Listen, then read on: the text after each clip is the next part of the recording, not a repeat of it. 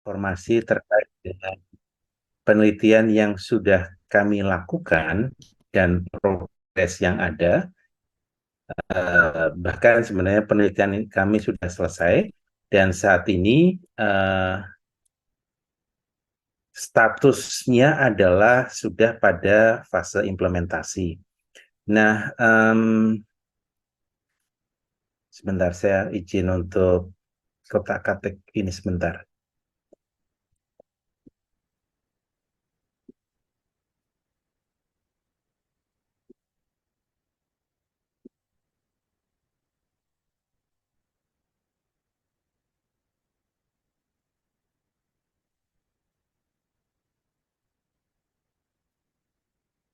Uh, ya, apakah sudah bisa terlihat Bapak Ibu? Sudah, Pak. Ya Pak, Baik, tinggal Pak. di slideshow.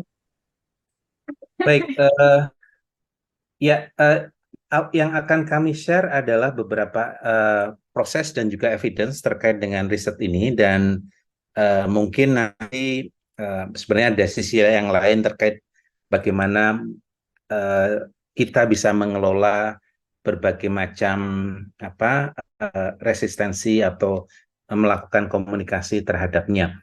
Mungkin itu nanti kalau dalam diskusi ada yang bisa didiskusikan dengan senang hati saya akan menjawabnya.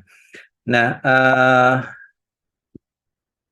akan ada dua hal yang utama tentu saja mungkin bagi beberapa teman sudah cukup familiar dengan apa itu Wolbachia, ada yang mungkin belum.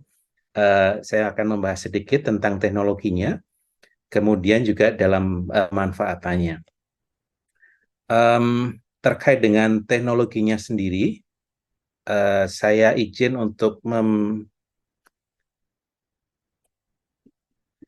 Metode kami menggunakan bakteri alami yang disebut terdengar suaranya? Wolbachia. Bakteri ini Dengar, Pak. Iya, hidup terdengar, dalam Pak. sel serangga dan dapat diturunkan dari satu generasi ke generasi berikutnya melalui telur serangga. Wolbachia secara alami dapat ditemukan di 60% jenis serangga, di antaranya pada lalat buah, ngengat, capung, dan kupu-kupu. Kunci keberhasilan Wolbachia dapat dijelaskan seperti ini. Jika seekor serangga jantan berwolbachia kawin dengan betina tanpa Wolbachia, maka telur-telur yang dihasilkan tidak akan menetas. Jika betinanya yang mengandung Wolbachia, sementara yang jantan tidak, maka telur-telur serangga tersebut akan menetas dan semuanya akan mengandung Wolbachia. Jika keduanya mengandung Wolbachia, maka telur-telur yang dihasilkan akan menetas dan semuanya akan mengandung Wolbachia. Dalam beberapa generasi, jumlah serangga yang mengandung Wolbachia akan meningkat drastis. Sehingga pada suatu saat sebagian besar populasi serangga sudah berwolbachia. Ya, jadi intinya itu bahwa Wolbachia itu adalah bakteri alami, seperti halnya di dalam tubuh kita itu juga banyak bakteri alami yang hidup berdampingan dengan kita. Wolbachia hidup di dalam sebagian besar jenis serangga dan kemudian disebut alami karena memang mereka hidup secara alami di dalam tubuh serangga. Dan bakteri yang digunakan di dalam teknologi nyamuk Aedes aegypti berwolbachia itu tidak mengalami proses rekayasa genetika, pun nyamuk yang dimasuki tidak ada perubahan materi genetika. Jadi memang bakteri ini bukanlah ataupun teknologi ini bukanlah sebuah GMO atau genetic modified organism.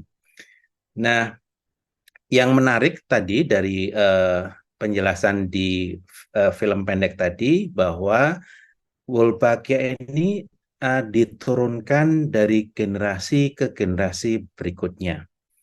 Dan bakteri Wolbachia ini memang bakteri yang hanya bisa hidup di dalam sel serangga dan dia akan segera mati kalau keluar dari tubuh serangga.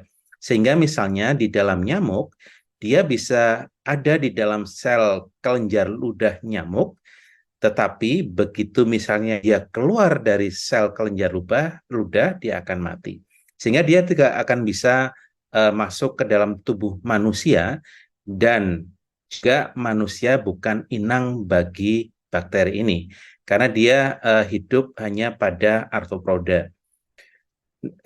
Penelitian kemudian menunjukkan bahwa ketika dimasukkan ke dalam Aedes aegypti, bakteri ini punya kemampuan untuk memblok replikasi virus dengue. Dan sebagai catatan, sebenarnya bakteri Wolbachia ini sudah ada di dalam tubuh nyamuk Aedes albopictus. Peneliti sekarang menduga atau memperkirakan bahwa ketidakefektifan Aedes albopictus dibandingkan Aedes aegypti dalam menularkan dengue terkait dengan adanya kehadiran Wolbachia tersebut. Dan karena dia itu diturunkan ke generasi berikutnya, maka ketika sebagian besar Wolbachia itu sudah ada di dalam populasi nyamuk di alam, akan muncul semacam herd immunity tetapi di dalam populasi nyamuk, dan herd immunity itu akan bertahan dalam jangka waktu yang lama karena tadi diturunkan dari generasi ke generasi berikutnya. Nah, bagaimana dia bisa mencegah penularan? Ini adalah hasil penelitian yang sudah dikeluarkan di jurnal Nature tahun 2011, di mana kita bisa melihat bahwa kalau dibandingkan dengan nyamuk Aedes aegypti yang wild type, yang tidak berwolbachia, dengan yang berwolbachia, kita bisa melihat bahwa ada perbedaan yang sangat signifikan dalam jumlah atau copy virus atau viral load di dalam tubuh nyamuk, di mana kita bisa melihat bahwa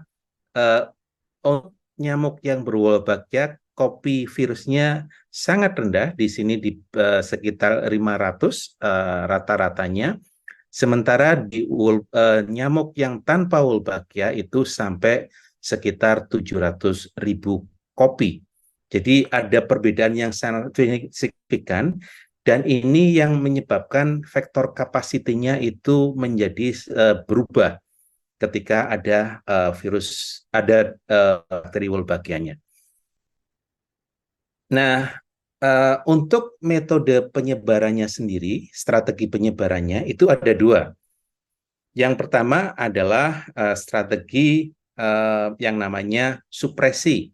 Ini adalah strategi yang digunakan di Singapura, di mana tadi seperti sudah dijelaskan di dalam video pendek, ketika nyamuk Wolbachia jantan itu kawin dengan betina yang tidak berwolbachia, maka telur-telurnya tidak akan menetas. Nah, kalau kita melepaskan nyamuk jantan saja ke populasi, yang terjadi adalah dia akan kawin dengan betina di populasi tersebut, dan kemudian telur-telurnya tidak menetas, dan akhirnya jumlah populasinya menjadi berkurang. Tentu saja dengan beberapa catatan. Yang pertama, bahwa kita harus melepaskan nyamuk jantan dalam jumlah yang sangat besar agar dia mampu berkompetisi dengan nyamuk jantan yang ada di populasi, dan juga kemudian bisa mengawini sebagian besar nyamuk betinanya. Yang kedua adalah kita perlu melakukan pelepasan secara terus-menerus, karena begitu kita stop menghentikan pelepasan, maka populasi akan kembali meningkat lagi. Yang ketiga, meskipun kemudian populasinya sudah bisa disupresi, betinanya karena masih punya faktor capacity, maka penularan akan tetap bisa terjadi. Hanya saja memang levelnya juga lebih rendah, tetapi begitu itu dihentikan, populasi kembali ke level normal, maka penularan akan kembali lagi. Jadi kalau kita menggunakan strategi ini, maka kita harus melakukan intervensi terus-menerus seperti halnya kita melakukan fogging atau kita melakukan PSN. Kita tidak bisa berhenti. Nah, tentu saja kalau ini diterapkan di Indonesia, ini akan membutuhkan biaya yang sangat besar. Kalau di Singapura, karena negara kaya, populasi kecil, tertutup, tentu saja ini lebih manageable. Untuk Indonesia menjadi sesuatu yang sangat-sangat mahal, berbiaya besar, dan mungkin tidak sustainable. Nah, sehingga kemudian di Indonesia, strategi yang dipilih adalah dengan yang namanya replacement. Replacement itu bukan berarti kita menggantikan nyamuk yang ada di alam, tetapi kemudian mereplace karakteristik nyamuknya, di mana tadinya ini adalah nyamuk yang tidak berwolbachia pada level sekian, kemudian kita melepaskan Aedes aegypti yang berbetina, dan dalam hal Indonesia kita melepaskan dua-duanya sebenarnya. Ketika Aedes aegypti yang betina itu kawin dengan nyamuk lokal, maka kemudian generasi berikutnya akan juga mempunyai Wolbachia. Pada titik tertentu, setelah perlahan-lahan meningkat, kita bisa menghentikan pelepasan karena kemudian secara alamiah jumlah nyamuk yang berwolbachia yang akan di alam itu akan meningkat dan menjadi dominan di dalam populasi. Nah, ini yang kemudian dimanfaatkan karena kita bisa melakukan satu kali intervensi, kemudian setelah nyamuk berwolbachia menjadi dominan di populasi, maka tercipta yang tadi saya sebutkan semacam herd immunity di dalam populasi nyamuk, sehingga kemudian virusnya tidak bisa menularkan, nyamuknya tidak bisa menularkan, dan populasi manusia yang tinggal di dalamnya terlindungi. Nah, tadi saya menyebutkan kita melepaskan nyamuk, dan seberapa besar sih nyamuk yang perlu kita lepaskan? Sebenarnya targetnya, thresholdnya adalah 60%. Di sini target ini kalau tercapai maka dia akan bisa naik dengan sendirinya, kemudian akan mencapai dominan populasi. Nah, untuk mencapai level 60% ini biasanya kemudian dibutuhkan pelepasan beberapa kali. Dalam hal ini misalnya kami menggunakan strategi menitipkan telur di dalam ember. Mohon maaf saya nggak bawa gambarnya. Ember diberi air, diberi telur, kemudian diberi pelet makan ikan, dan itu dititipkan ke rumah warga. Saat ember itu isinya 150 sampai 200 telur. Kemudian itu tidak dititipkan di setiap rumah, tapi dalam jarak 75 meter sekali dalam radius itu. Dan setiap 2 minggu kemudian ember tersebut diganti, karena periode untuk telur menetas sampai menjadi nyamuk dewasa butuh sekitar 2 minggu. Nah, kemudian untuk bisa mencapai angka 60% ini dibutuhkan sekitar, ini lebih kurang ya, karena kadang ada tempat di mana kita harus menambahkan, ada yang kurang dari itu, 12 kali pelepasan, sehingga periode rata-rata untuk intervensi ini berkisar sekitar 6 bulan. 2 kali seminggu, 12 kali sekitar 6 bulan. Nah, penelitian ini sebenarnya sudah berlangsung lebih dari 12 tahun, sekitar 12 tahun, di mana kami membagi menjadi 4 fase, setiap fase itu dengan objektif yang berbeda-beda, dan ini untuk memastikan kehati-hatian seperti halnya kalau drug discovery yang ada fase 1, 2, 3, ini juga sama, di mana pada fase 1, 2011 sampai 2012, kami benar-benar mencoba untuk melihat aspek teknologinya, aspek safety-nya, bagaimana regulasinya, terus kemudian meningkatkan kapasitas agar bisa melakukan produksi telur dan kemudian pelepasan, juga melakukan assessment terhadap wilayah di mana kami akan melakukan pelepasan, apakah ada bagaimana dengan penerimaan dari masyarakat, dan sebagainya. Di fase kedua, ini fokus pada untuk melihat apakah nyamuk itu kalau dilepaskan di populasi alami itu memang bisa bertahan. Di sini kemudian kami melepas di 4 dusun kecil di Kronggahan, Nogotirto di wilayah Sleman, dan 2 dusun di Bantul, di Singosaren, dan di Jomblangan. Kira-kira 10.000 penduduk. Kemudian ada feature yang diminta oleh Komisi Etik bahwa kami harus melakukan surveillance aktif untuk dengue. Ini untuk memastikan apabila ada sesuatu kita bisa merespon dengan cepat. Nah, setelah fase 2 kita selesai, kita tahu bahwa nyamuknya bisa bertahan di populasi. Kemudian kami melakukan fase 3, ini adalah uji klinis lapangan skala besar. Dan dalam hal trial untuk vektor control, penelitian di Jogja itu dianggap sebagai salah satu trial terbesar yang pernah ada di dunia ini. Dan ini meliputi kami melepas nyamuk di separuh kota Jogja, kemudian juga ada 2 desain studi. Yang pertama dengan desain kuasi eksperimental.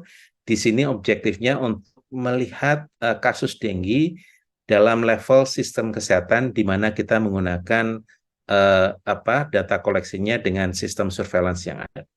Kemudian untuk memastikan efikasinya, kita melakukan studi CRCT di mana yang bisa sebutkan kita membagi Jogja menjadi beberapa klaster.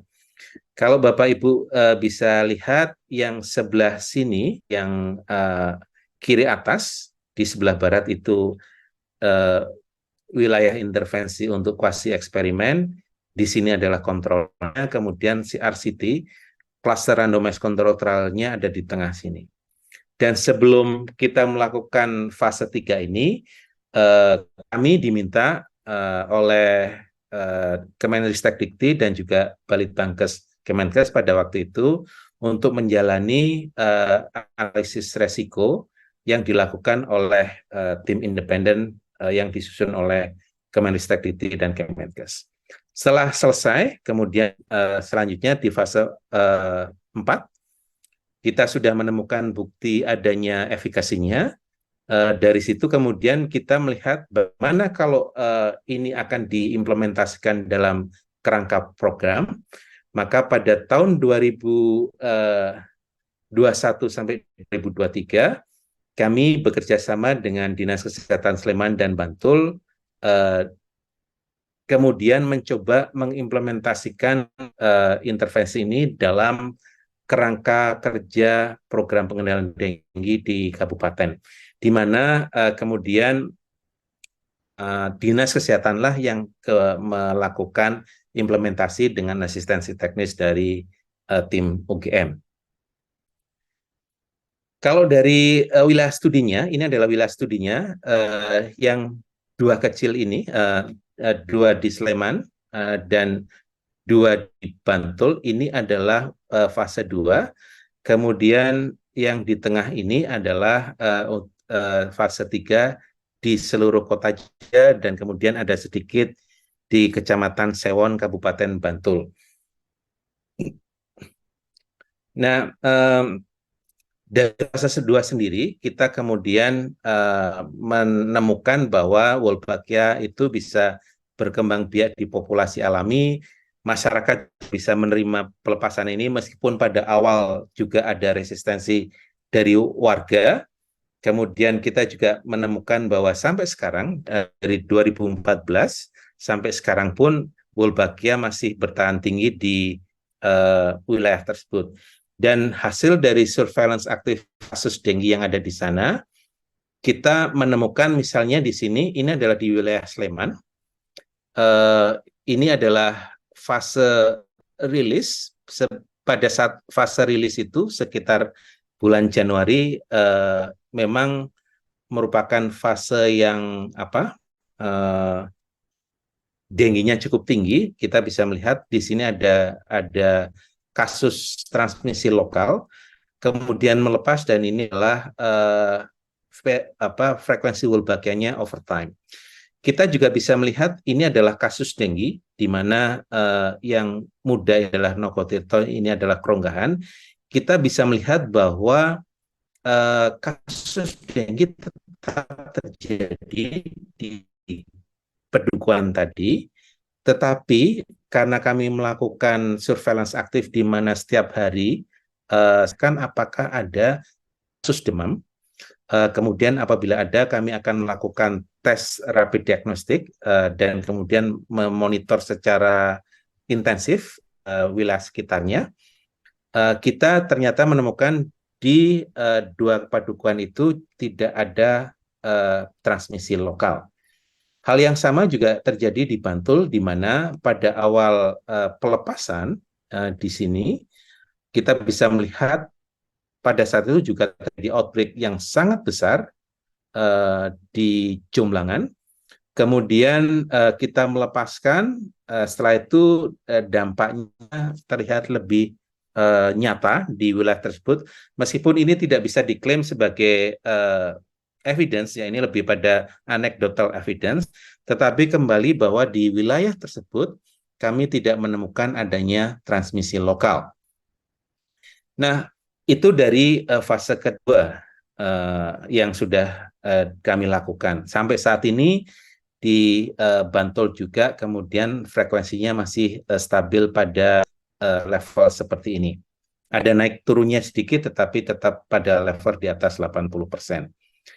Nah, kemudian tadi saya sudah menyebutkan bahwa sebelum fase 3 dimulai, pemerintah melalui Kemenristek-Dikti dan Badan Litbang Kemenkes itu melakukan analisis resiko, di mana kemudian mereka merekrut 5 top scientist, sebenarnya 20 ke 25 ya. Prof. Dami itu adalah Profesor Entomologi dari IPB. Beliau sebagai lead dari tim ini, dan kemudian timnya itu terdiri dari berbagai ahli keilmuan. Ada epidemiolog, ada mikrobiolog, ada virolog, ada ahli biodiversitas, ahli serangga, kesehatan masyarakat, ekonomi. Bahkan kalau kita bisa lihat ada Ibu Karlina Supeli yang merupakan astronom tapi juga belajar di Sekolah Filsafat Tria Karya.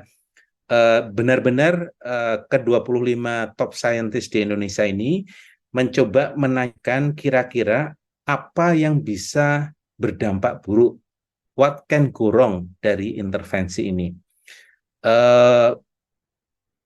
Analisis resiko ini berlangsung selama 6 bulan. Mereka melakukan berbagai macam pertanyaan, misalnya dari 25 ahli ini, kemudian mereka terbagi menjadi 4 kelompok.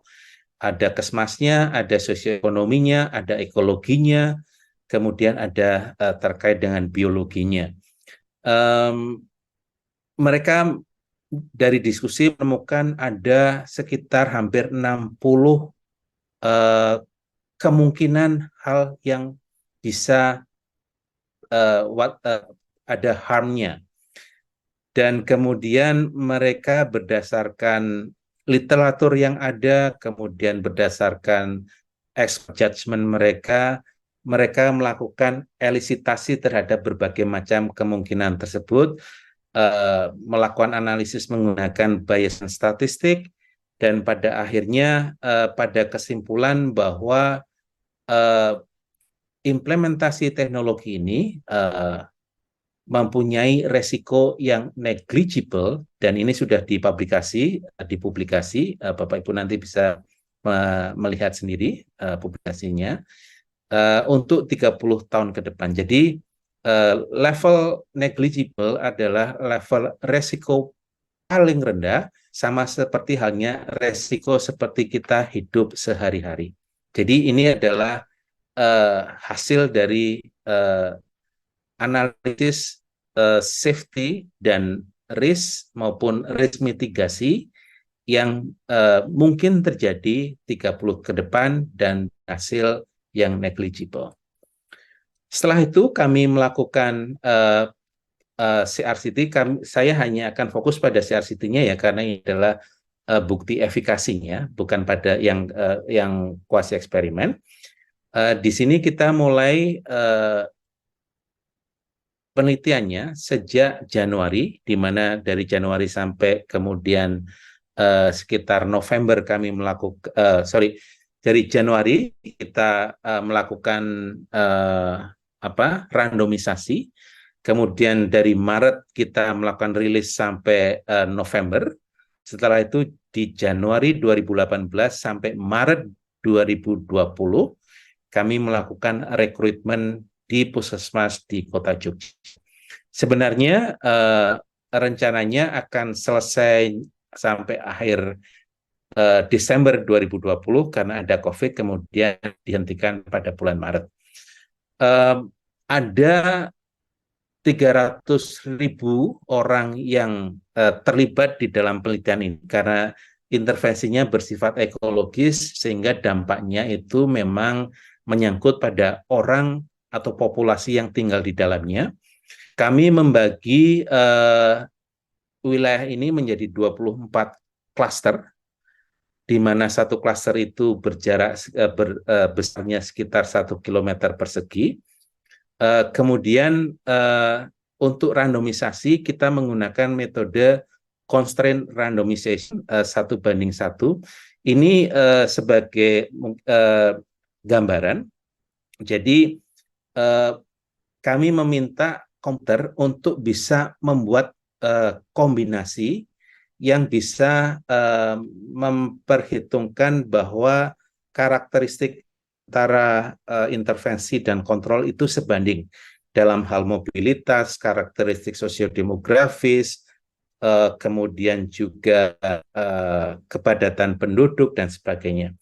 Nah, dari ribuan kemungkinan kombinasi tadi, kemudian kami melakukan pengundian kombinasi mana yang terpilih, dan itu yang kemudian kita gunakan sebagai wilayah intervensi dan kontrol, di mana kita bisa lihat hasilnya setelah randomisasi.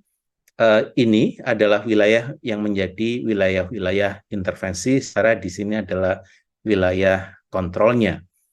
Nah, bagaimana kita juga melakukan randomisasi, kami juga melakukan sesuatu yang belum pernah dilakukan dalam penelitian randomized control trial, karena kami mengundang publik, masyarakat dalam randomisasi ini. Mohon maaf, ada yang bocor.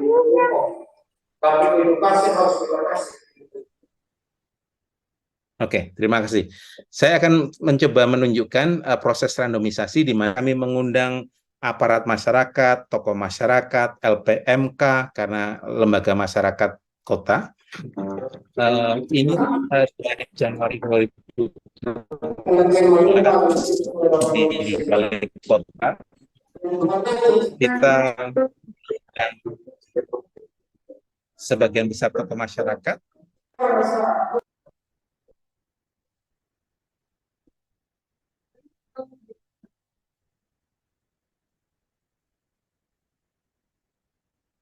Kami di perguruan tinggi ini adalah bagian sangat dan pada kesempatan ini kita gunakan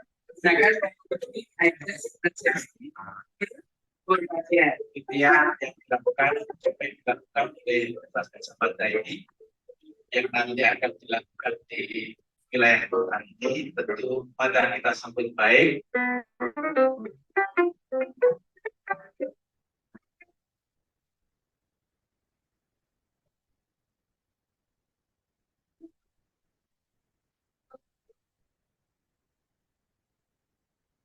Nah, dari list kombinasi yang ada, kemudian kami ajak peserta untuk melihat bagaimana randomisasi dilakukan. Kali 8. Berapa?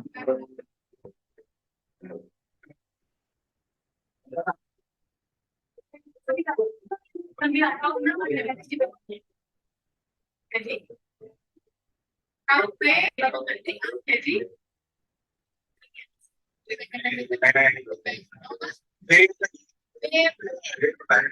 itu menjadi baik. Sementara yang terdapat A yang bukan menjadi pembagian. Nah, dari list yang dipilih, kemudian kita mengundi lagi mana yang menjadi intervensi dan mana yang menjadi kontrol. 8 kembali.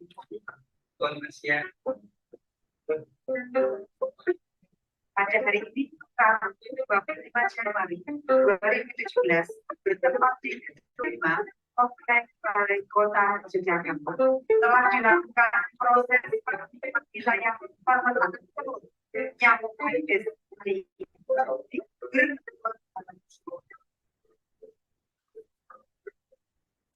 Nah, proses ini memastikan bahwa masyarakat itu well informed, mengapa wilayah mereka menjadi wilayah intervensi, mengapa wilayah mereka menjadi wilayah kontrol, tidak ada intervensi dari pihak manapun, kemudian juga dengan ada penandatangan tadi oleh Kepala Dinas Jogja maupun Bantul karena sedikit terlibat, tidak ada yang bisa mengubah status dari wilayah tersebut.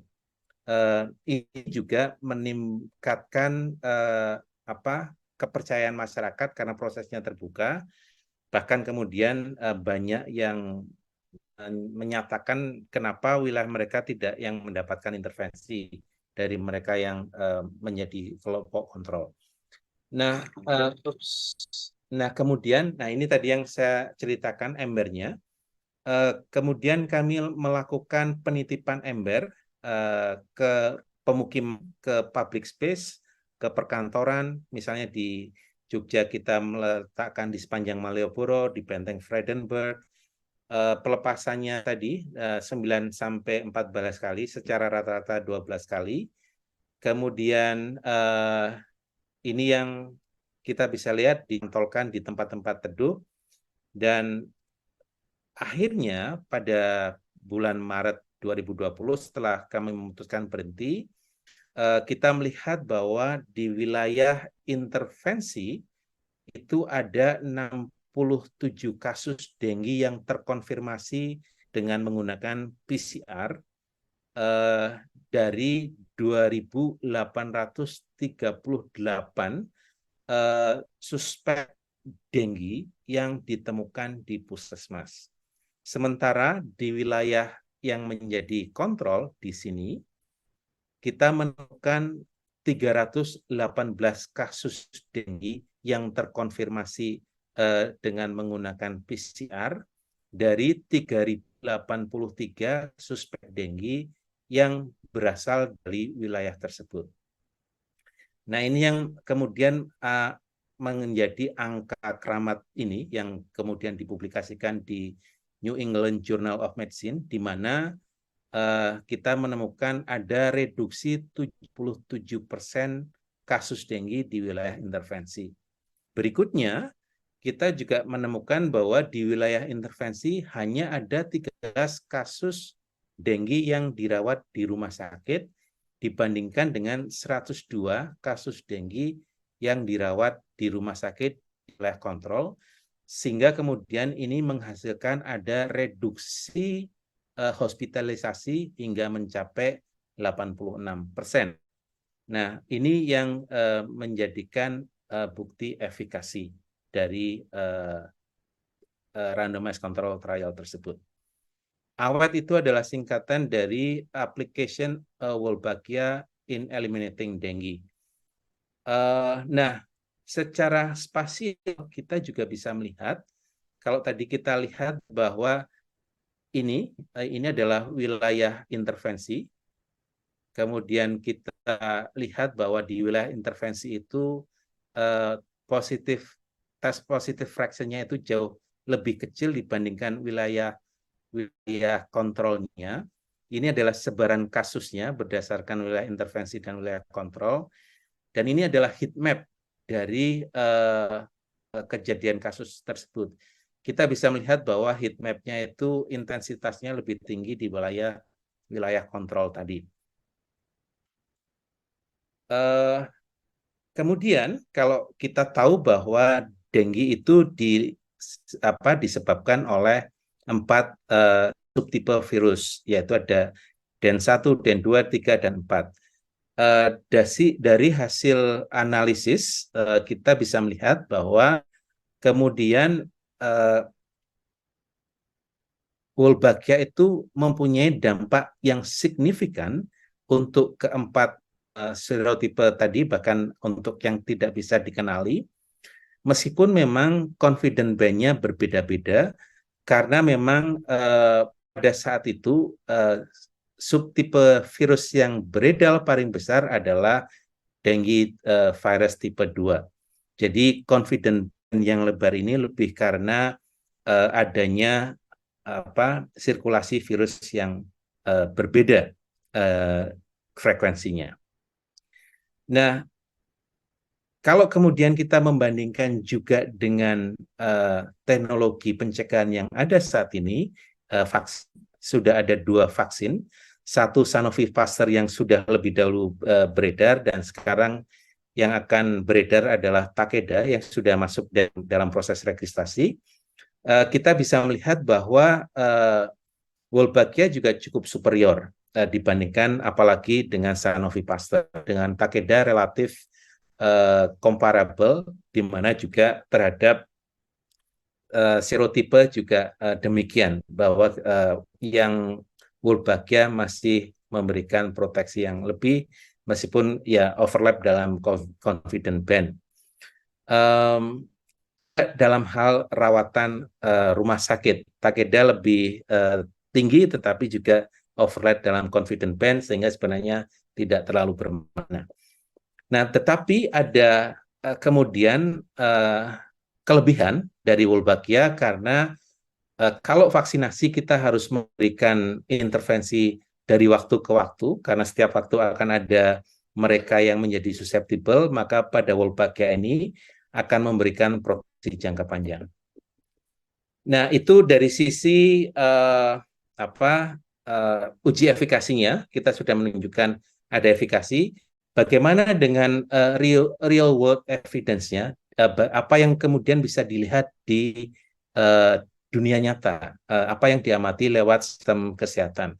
Nah, ini adalah angka insidensi dengue yang diambil dari sistem surveillance di Kota Jogja, yang kita bisa tarik mundur sampai tahun 2006. Kita bisa lihat bahwa ada peningkatan atau fluktuasi yang cukup dinamis dengan puncak yang sangat tinggi dari waktu ke waktu, dan kerapatan antar siklus ini cukup padat. Nah, kemudian kita mulai melakukan intervensi di 2017. Tadinya separuh Kota Jogja, kita bisa melihat bahwa sudah ada penurunan dari tinggi maksimal dibandingkan 10 tahun sebelumnya. Kemudian setelah selesai tahun 2020 dan kita melakukan pelepasan di seluruh kota, kita juga bisa lihat bahwa penurunannya itu juga menjadi lebih stabil lagi, puncaknya jauh lebih rendah, dan kemudian fluktuasinya menjadi lebih standar, lebih flat dibandingkan periode 2006 sampai 2017. Bahkan kemudian bisa tercatat bahwa penurunan ini, angka insidensi ini itu jauh lebih rendah dibandingkan rata-rata 30 tahun angka insidensi dengue di Kota Jogja. Ini tadi maaf sebelum periode pelepasan, ini selama periode pelepasan, dan ini sesudah periode pelepasan. Memang masih ada fluktuasi, tetapi fluktuasinya menjadi lebih flat. Nah, ini dalam jumlah kasusnya, ini yang sering menjadi isu ketika kita mengatakan lebih rendah, kemudian ada yang mengatakan bahwa angka dengue di tahun 2022 itu jauh lebih tinggi dibandingkan angka 2021. Jelas ini dua kalinya, tetapi ketika kita ingin membandingkan, kita perlu membandingkan dengan sebelum intervensi, dan ini sudah ditunjukkan bahwa rata-rata lebih rendah dari angka kasusnya itu jauh lebih rendah dibandingkan rata-rata 30 tahun sebelumnya. Dan data ini kemudian menunjukkan bahwa ada potensi dengue itu bisa dieliminasi di Kota Jogja. Dan ini yang sedang kami lakukan saat ini. Nah, secara programatik juga ada dampak terhadap kebutuhan penggunaan fogging insektisida, di mana ini data fogging sebelum intervensi. Yang ini adalah wilayah intervensi, kemudian yang ini adalah wilayah kontrol. Setelah intervensi, kita bisa melihat bahwa kebutuhan di wilayah intervensi itu jauh lebih rendah dibandingkan wilayah kontrol. Hasil analisisnya menunjukkan ada penurunan hingga sampai 83%. Kemarin kami melakukan press conference untuk merayakan 10 tahun Wolbachia di Kota Jogja. Ibu Wakil Kepala Dinas mengatakan bahwa tahun ini beliau itu mengalokasikan sekitar, saya lupa persisnya, sekitar 200 sekian juta untuk fogging, untuk melakukan sekitar 125 kali fogging. Tetapi hingga saat ini baru digunakan 9 kali, sehingga pada periode perubahan anggaran di bulan Juni, mereka mengalihkan, realokasi 100 kali fogging itu dialokasikan untuk intervensi yang lain, yaitu untuk program TB. Jadi kita bisa melihat bahwa dampaknya dari intervensi ini tidak hanya berdampak pada dengue, tetapi bisa berdampak pada program yang lain. Dari 25 sisanya kan sampai sekarang baru dipakai 9 kali saja. Nah, ini saving yang cukup besar. Saya beralih ke evidence dari negara-negara lain. Ini di 3 kota di Kolombia yang menunjukkan bahwa di Belo insidensinya juga turun 95%, di Medellin juga demikian, dan di Itagüí juga demikian, cukup tinggi. Meskipun mereka tidak dalam setting riset seperti halnya di Kota Jogja, tetapi mereka melakukan intervensi secara public health. Kemudian mereka juga melakukan analisis yang menarik.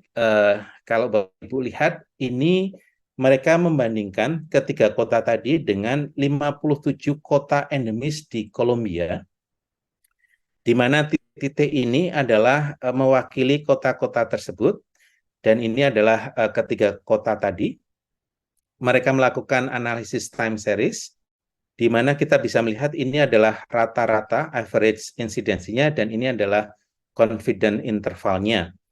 Secara rata-rata sebelum intervensi, ketiga kota itu ada di dalam wilayah, entah itu rata-rata atau confidence band-nya. Ini bisa kita lihat masing-masing masih ada di dalamnya. Jadi secara umum tidak berbeda dengan yang lainnya. Tetapi kemudian setelah intervensi ada penurunan pelan-pelan, mereka menjauh dari average dan keluar dari confidence band-nya. Jadi dari ke tahun sudah ada 6 tahun, mereka menunjukkan perlahan-lahan mereka berkurang secara signifikan dibandingkan rata 57 kota lainnya. Nah, ini juga untuk keberhasilan di berbagai negara lain. Kalau kita lihat, satu itu berarti tidak ada perbedaan. Kita bisa melihat efeknya memang berbeda-beda, tergantung dengan endemisitas dari dengue-nya. Di Cairns dan Townsville ini ada di Australia, karena mereka sangat kecil. Umumnya kasus dengue itu berasal dari turis yang datang ke Bali, kemudian balik karena di sana ada Aedes aegypti, kemudian terjadi penularan, maka dampaknya menjadi sangat signifikan. Tetapi di wilayah-wilayah yang jauh lebih tinggi endemisitasnya bisa menjadi lebih rendah lagi. Tetapi secara umum memang penurunannya itu bermakna statistik. Di Niterói sendiri di Brasil juga mereka menemukan dampak yang lain, di mana Wolbachia itu juga menurunkan angka insidensi chikungunya hingga 56% dan Zika 37%. Aedes aegypti memang diketahui menjadi vektor bagi 4 virus, dengue, chikungunya, Zika, dan yellow fever. 3 virus itu ada di Indonesia dan kita bisa menunjukkan bahwa memang Wolbachia itu juga mempunyai efek proteksi terhadap minimal yang ada buktinya di lapangan itu adalah 3, sementara yellow fever itu di laboratorium juga mempunyai dampak yang sama. Nah, dari hasil rekomendasi tadi, kemudian panel ahli WHO untuk vector control, yaitu Vector Control Advisory Group, mereka bertugas untuk memberi rekomendasi WHO terhadap teknologi pengendalian vektor yang baru.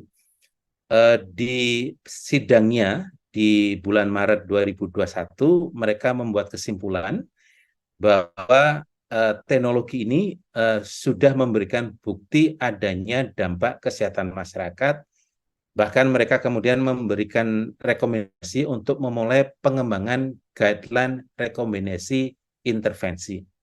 Jadi panel ahli ini tentu saja terdiri dari top scientist terkait dari berbagai negara. Ini memberikan semacam assurance bahwa teknologi ini aman, juga berdampak. Dan itu yang kemudian kami coba, karena kita sudah tahu efikasinya, kita akan kemudian melihatnya kalau ini diintervensikan di dalam level program pengendalian dengue. Dan ini yang kita lakukan di kota Jogja, sisa dari intervensi penelitian. Kemudian di Sleman tahun 2021, di Bantul 2022. Nah, memang teknologi ini mahal. Ketika kami melakukan intervensi di Sleman, budget yang dibutuhkan untuk intervensi ini itu sekitar kurang lebih 15 miliar. Dan itu tidak meliputi seluruh Sleman ya, karena intervensi ini hanya cost efektif ketika diintervensikan di wilayah yang padat penduduknya dengan tingkat endemisitas tinggi. Tetapi kemudian pada waktu itu kami pernah berdiskusi dengan Prof. Gufron, Direktur BPJS misalnya. Beliau memberikan semacam informasi bahwa BPJS itu per tahun mengeluarkan biaya sekitar 13 miliar untuk melakukan mengcover hospitalisasi karena dengue di Kabupaten Sleman.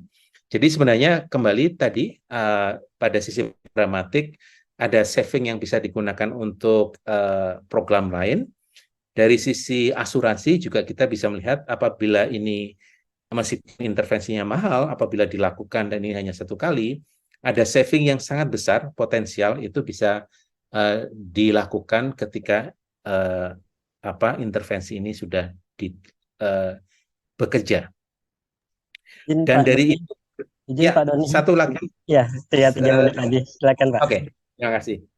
Jadi kemudian ini yang terjadi di Jogja, kita sudah di Yogyakarta yang tadinya nomor 2, sekarang menjadi setelah itu selalu menjadi nomor terakhir, bahkan Kulon Progo yang tadinya nomor terakhir sekarang sudah meningkat. Demikian juga setelah Bantul dan Sleman itu akhirnya juga menurun meskipun kita perlu melihat jauh sebelumnya. Nah, sekarang kami sedang melakukan studi apakah dengue bisa dieliminasi di kota Jogja. Ada beberapa tujuan, tetapi yang kemudian mungkin ini masih berjalan periode pelaksanaan data koleksinya. Dalam hampir 1 tahun ini, kami baru menemukan 7 kasus yang terkonfirmasi virologically confirmed dengue, dibandingkan ketika periode kontrol awet itu kita menemukan 171 kasus per tahun. Jadi sepertinya cukup menjanjikan temuan sementaranya, dan saya rasa way forward-nya adalah kita perlu melakukan monitoring Wolbachia jangka panjang. Kemudian karena ini sudah diadopsi ke dalam strategi pengendalian dengue nasional dan pemerintah sedang melakukan uji coba untuk implementasinya sebelum kemungkinan nantinya akan memperluas secara nasional, kita perlu melakukan evaluasi itu. Dan kemudian mimpi besarnya sebenarnya yang ketiga ini, apakah kita bisa mengeliminasi demam berdengue di Indonesia. Dan terkait dengan berbagai macam isu di luar, kami juga membuat semacam halaman kampanye yang berisi informasi terkait dengan teknologi ini. Bapak Ibu bisa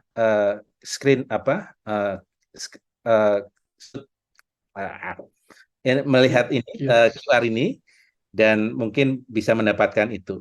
Terima kasih, dan saya kembalikan pada moderator. Mohon maaf saya dan barusan. Luar biasa Pak Doni ya. Kita beri aplaus dulu untuk Pak Doni yang alhamdulillah sangat luar biasa memberikan penerangan bagi kita semua. Ternyata Wolbachia ini prosesnya sudah sangat panjang sekali ya Pak ya, dari 2011 sampai saat ini. Jadi mungkin bagi teman-teman alumni EPTP terutama yang di frontline ya, yang kita yang berada di garis depan di lapangan, mungkin bisa memberi edukasi ke masyarakat bagaimana sih proses-prosesnya sampai Wolbachia ini bisa diterapkan di Yogyakarta dan hasilnya seperti apa. Itu sangat luar biasa. Bagi teman-teman yang ingin bertanya mungkin nanti bisa melalui kolom chat ya. Nanti kita akan kumpulkan. Dan selanjutnya terima kasih Pak Doni ya. Mungkin mohon ditunggu Pak karena kita ada sesi tanya jawab. Selanjutnya narasumber kita yang kedua Pak Khairul Hidayat yang tidak kalah super juga dari BRIN ya. Badan Riset Inovasi Nasional, dan punya pengalaman di Litbangkes. Ini kedua peneliti ini sangat luar biasa, mungkin bisa memberikan masukan kepada kita evidence Wolbachia ini. Selanjutnya saya persilakan kepada Pak Dr. Muhammad Khairul Hidayat. Saya persilakan. Terima kasih. Assalamualaikum warahmatullahi wabarakatuh, Pak Moderator, Pak Riris, dan Bapak Ibu yang lain. Mohon maaf, saya mungkin sedikit ini konfirmasi atau klarifikasi. Kemarin saya dihubungi oleh Pak John Tari ya salah satunya, kemudian diminta untuk salah satu menyampaikan tentang Wolbachia. Kemudian saya sampaikan bahwa saya mungkin tidak punya kapasitas atau tidak punya latar belakang yang ini tentang Wolbachia begitu.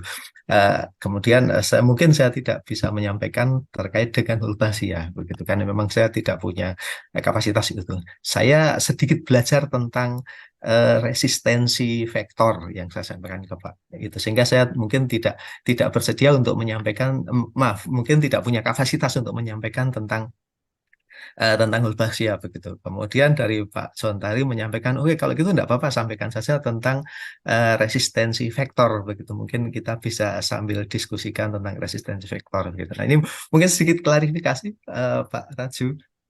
Jadi mohon maaf, kemudian saya mohon izin ini akan sedikit menyampaikan tentang resistensi vektor.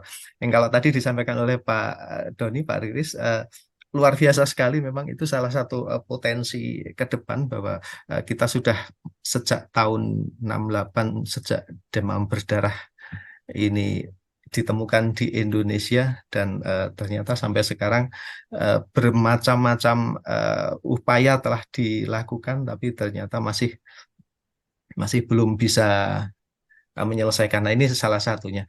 Nah, mungkin yang ingin kami sampaikan, mohon izin Pak Moderator, kami ingin sedikit menyampaikan tentang resistensi sesuai dengan yang kami sampaikan tadi begitu. Bapak Ibu yang di forum ini yang berbahagia, izinkan saya menyampaikan sedikit tentang resistensi vektor yang ada di Indonesia. Ya, mungkin beberapa hal terkait dengan resistensi ini, distribusi faktor risiko, mekanisme, dan beberapa hal yang lain, terutama dengan kebijakan dan permasalahan yang ada. Ya, eh, sebagaimana disampaikan tadi bahwa penyakit tular vektor termasuk dengue ini menjadi masalah di Indonesia sudah sejak puluhan tahun. Untuk malaria sejak zaman tahun 1800-an sudah ada pengendalian vektor. Kemudian untuk dengue sejak ditemukan tahun 68 itu sampai sekarang masih belum bisa diselesaikan. Dan salah satu hal yang sampai sekarang masih menjadi andalan untuk menurunkan densitas atau kepadatan vektor ini adalah dengan metode kimiawi, yaitu tujuannya adalah untuk menurunkan populasi vektor dengan cepat, khususnya ketika terjadi KLB atau peningkatan kasus. Permasalahan yang muncul adalah ketika resistensi ini ketika insektisida metode kimia ini dilakukan dalam waktu yang lama, maka ini akan menimbulkan resistensi dari vektor, sehingga ketika itu diaplikasikan maka vektornya menjadi tidak lagi mati begitu. Jadi status resistensi secara sederhana ini adalah tingkat kemampuan populasi vektor atau binatang pembawa penyakit untuk tetap bertahan hidup ketika dia terpapar pada dosis yang seharusnya dia mampu membunuh, tapi kemudian dia tidak bisa membunuh. Nah, ini yang disebut dengan resistensi. Tujuan uji resistensi, penentuan resistensi adalah untuk mengidentifikasi mekanisme resistensi dan memberikan pertimbangan untuk menyusun pengendalian vektor di lapangan. Nah, ini nanti akan coba saya sampaikan beberapa permasalahan resistensi yang ada sampai dengan sekarang, dan ini mudah-mudahan nanti salah satunya adalah dengan hal-hal baru seperti Wolbachia yang tadi terlihat memang sangat menjanjikan. Ya.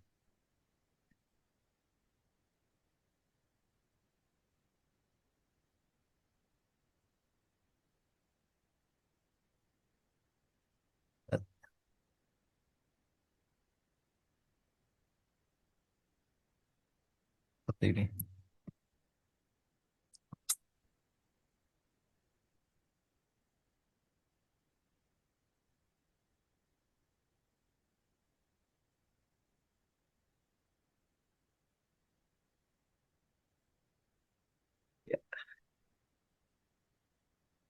Ya, Bapak Ibu.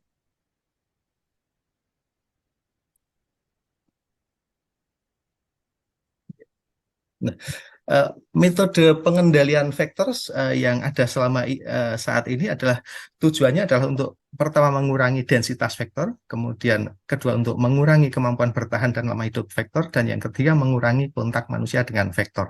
Dan dari bermacam-macam tujuan itu dengan berbagai metode yang dilakukan, itu sebagian besar adalah dilakukan dengan menggunakan metode kimiawi seperti larva seeding, kemudian ada space spraying dengan thermal fogging, ULV, penggunaan long lasting insecticide, kemudian dan lain-lain. Itu sebagian besar adalah dengan menggunakan insektisida.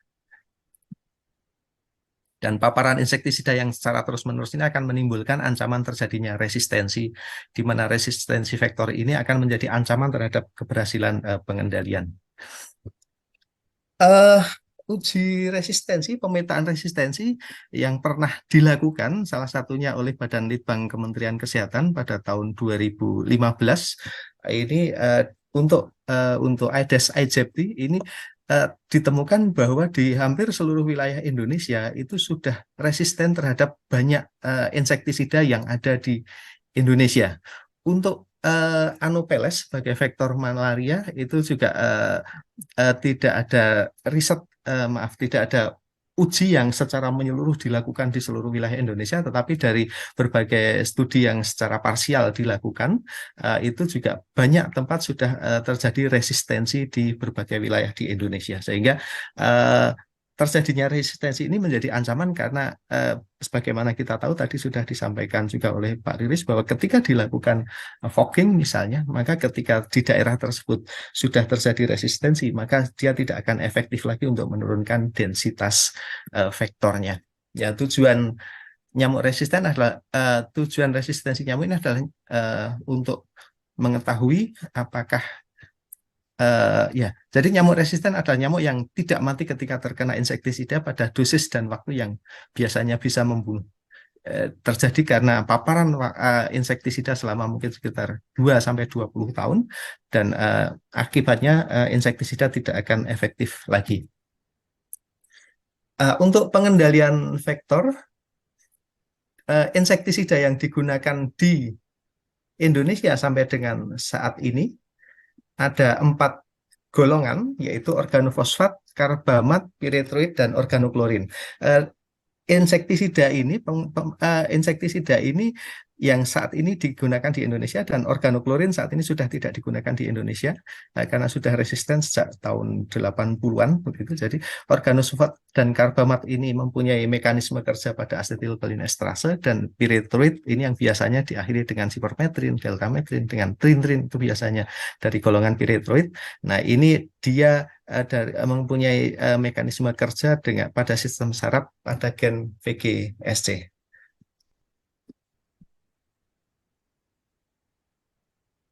Ya, ya, mekanisme kerja resistensi sendiri, terjadinya resistensi sendiri, Bapak Ibu, bahwa ada 4 mekanisme resistensi, yaitu dari golongan insektisida, itu ada organofosfat, karbamat, piretroid, organoklorin.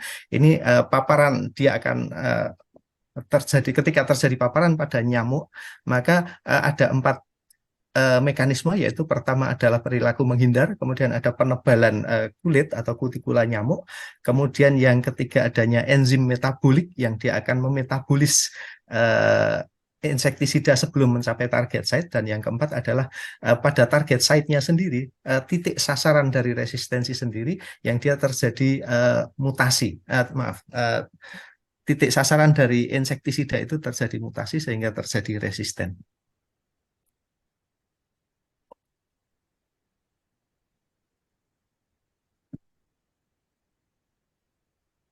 Ya, paparan insektisida sendiri saat ini dari beberapa riset, paparan insektisida dapat terjadi dari setidaknya 3 atau 4, yaitu dari insektisida pertanian, kemudian insektisida rumah tangga yang biasa digunakan di sekitar rumah, kemudian pengendalian vektor kesehatan yang biasa dilakukan fogging atau spraying untuk malaria, kemudian juga dari insektisida yang digunakan pada kalangan industri.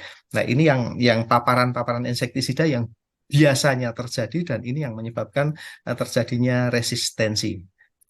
Ya, insektisida rumah tangga sendiri yang banyak digunakan sampai dengan saat ini hampir semuanya atau sebagian besar adalah mengandung insektisida dari golongan piretroid, sehingga ini resistensi terhadap golongan piretroid ini yang kemungkinan besar terjadi, salah satunya adalah karena paparan dari insektisida rumah tangga yang cukup banyak, cukup masif. Dari banyak studi menunjukkan bahwa rata-rata masyarakat banyak menggunakan insektisida rumah tangga, sehingga ini akan menyebabkan terjadinya resistensi.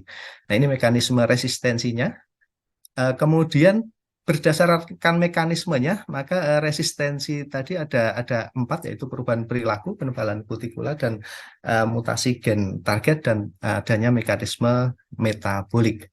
Mekanisme resistensi yang paling penting adalah 2, yaitu mutasi gen target dan metabolik. Ini yang banyak terjadi dan berperan penting dalam pengendalian vektor. Kemudian ada resistensi silang, di mana tadi ada golongan insektisida. Jadi resistensi silang ini resisten terhadap 2 atau lebih golongan insektisida yang mempunyai mekanisme kerja yang sama. Kemudian resistensi ganda adalah resistensi terhadap 2 atau lebih golongan insektisida yang mempunyai mekanisme yang berbeda. Ya, yang pertama, mekanisme pertama adalah perubahan perilaku. Ini sangat jarang diteliti dan sangat susah diteliti, tetapi pernah ada salah satu penelitian yang dilakukan di Afrika ketika satu nyamuk Anopheles farolti ini dia mempunyai jam gigitan pada sekitar jam 11 sampai jam 3. Kemudian ketika dilakukan aplikasi penyemprotan DDT pada jam-jam tersebut, ternyata nyamuk itu dia akan berubah perilakunya dengan menggigit sebelum jam tersebut. Nah, ini salah satu mekanisme resistensi. Di Indonesia sendiri belum pernah dilakukan penelitian-penelitian terkait dengan perubahan perilaku terkait dengan resistensi ini.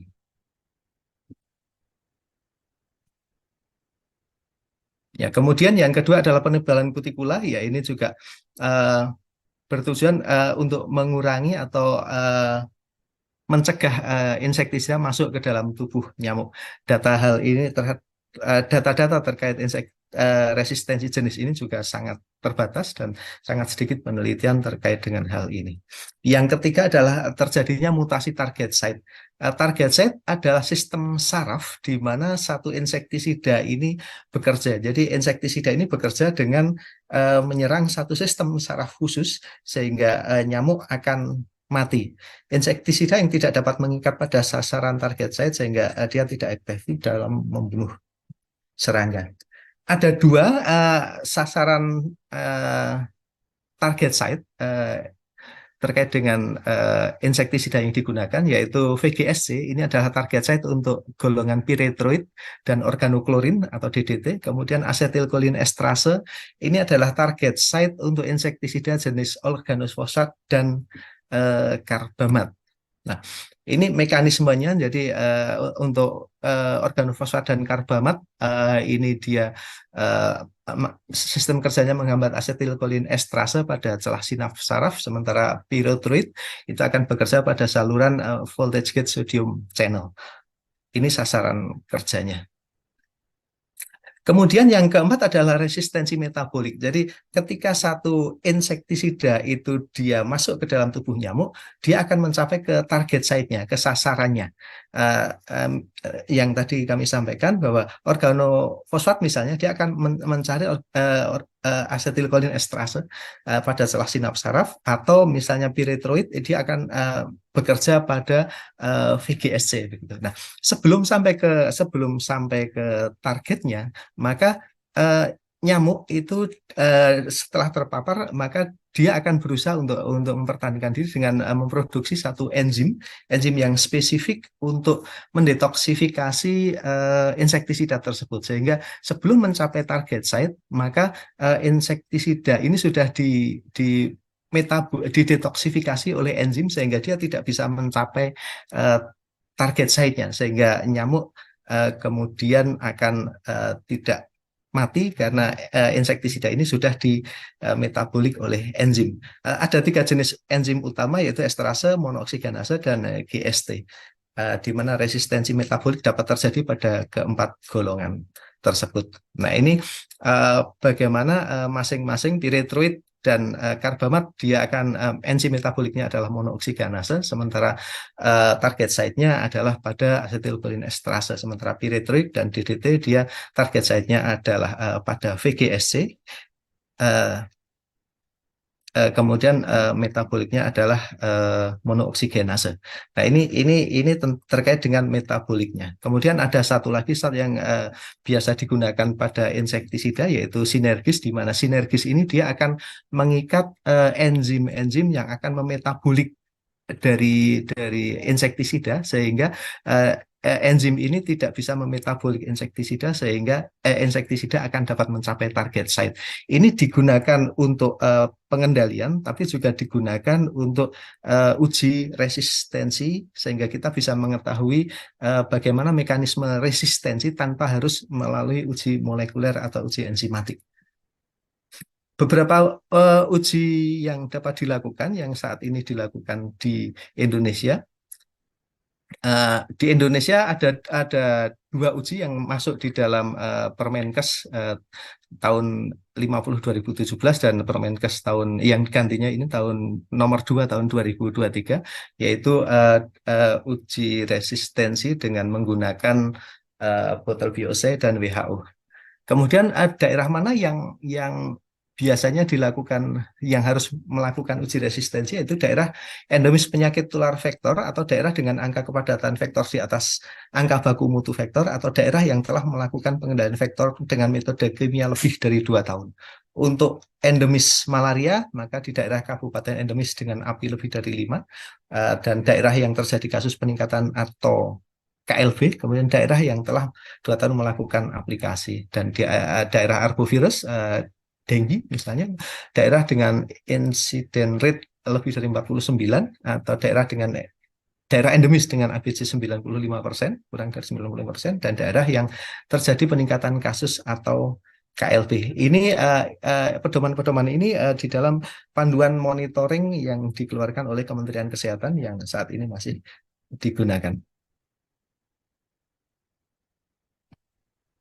Nah, metode uji yang dilakukan yang tersedia adalah WHO Impregnated Paper, kemudian CDC Bottle VOC, kemudian yang terbaru ada WHO Bottle VOC dengan ada perbedaan dengan CDC Bottle VOC, kemudian uji aktivitas enzim metabolik dan uji molekuler atau mutasi target site. Nah, ini. Tetapi di Indonesia sendiri yang dilakukan adalah yang ada di dalam Permenkes adalah dengan menggunakan WHO dan CDC Bottle USA. Ya, ini salah satu contoh uji resistensi yang dilakukan, yang pernah kami lakukan. Ini yang salah satu contoh menarik di salah satu kabupaten di Indonesia, di Provinsi Jawa Tengah, ketika kita lakukan uji terhadap 8 insektisida dari 3 golongan yang beredar di Indonesia di 8 kelurahan di 1 kabupaten, ternyata semuanya sudah resisten. Nah, ketika semuanya sudah resisten, maka ini akan menjadi permasalahan dari rekomendasinya. Apa yang harus kita rekomendasikan untuk jika terjadi KLB? Jadi apa yang harus kita rekomendasikan? Nah, ini salah satu hal menarik terkait dengan resistensi terhadap hal semacam ini. Maka kita rekomendasikan berdasarkan bagaimana mekanisme resistensi yang terjadi di tempat tersebut. Ya. Nah, ini uji yang saat ini dilakukan di Indonesia bisa menggunakan WHO Impregnated Paper dan CDC Bottle VOC. Ini beberapa kelebihan dan kekurangan menggunakan 2 metode tersebut. Jadi CDC Bottle VOC itu dia membutuhkan nyamuk yang lebih sedikit dan dapat dilakukan di lapangan. Kemudian untuk yang WHO Impregnated Paper ini yang sudah lama digunakan di Indonesia, ini memerlukan nyamuk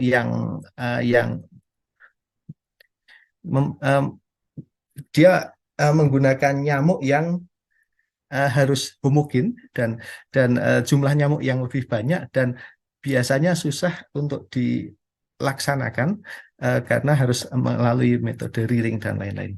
Nah, kemudian untuk alur kerja dengan CDC Bottle Bioassay, ini tadi yang saya sampaikan bahwa ketika ada mekanisme apa yang terjadi, maka dengan menggunakan metode CDC Bottle Bioassay ini kita bisa dengan sinergis kita bisa mengetahui mekanisme apa yang jika terjadi resistensi, maka resistensi itu mekanismenya apa? Apakah metabolik ataukah mutasi pada target site-nya atau kedua-duanya. Nah, ini bisa diketahui dengan penggunaan sinergis, di mana sinergis yang digunakan ini akan mengikat enzim metabolik tadi.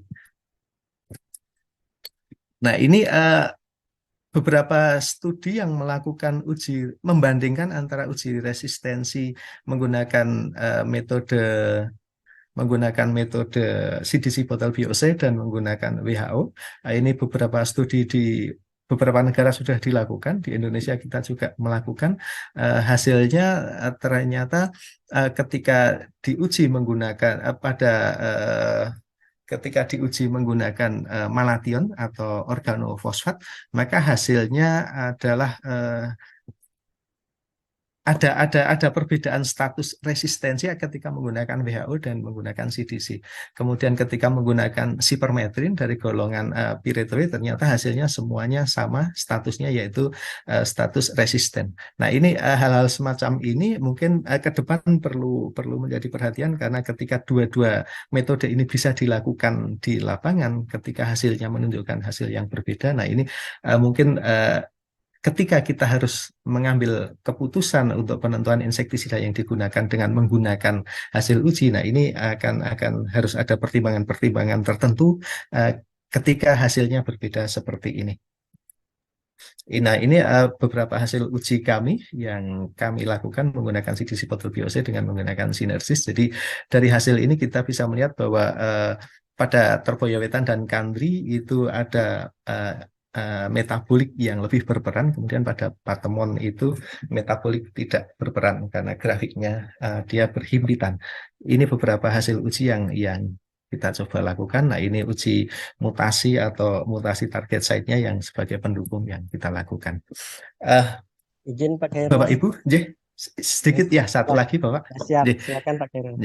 Jadi dari apa yang kami paparkan tadi, salah satu rekomendasi yang juga diadopsi di Kementerian Kesehatan adalah tiap tahun kita harus menggunakan menggunakan insektisida yang berbeda golongannya. Dari tahun pertama, kedua, ketiga, keempat itu masing-masing, sehingga itu akan menghindarkan resistensi. Kemudian kebijakan saat ini menggunakan Permenkes nomor 2 tahun 2023. Nah, ini yang banyak yang digunakan di Indonesia adalah hal tersebut. Kemudian salah satu yang kami sampaikan ada beberapa, tapi ada satu adalah bahwa dibandingkan dengan Permenkes 2017 nomor 50 pada 2023 ini adalah dimungkinkannya masyarakat bekerja sama dengan pihak swasta untuk melakukan fogging yang ini tentu saja harus ada di dalam peraturannya, harus ada laporan ke Dinas Kesehatan atau Puskesmas setempat, karena ini untuk dapat melakukan fogging dengan efektif. Nah, ini alur pelaporannya yang seharusnya dilakukan ketika melakukan uji resistensi.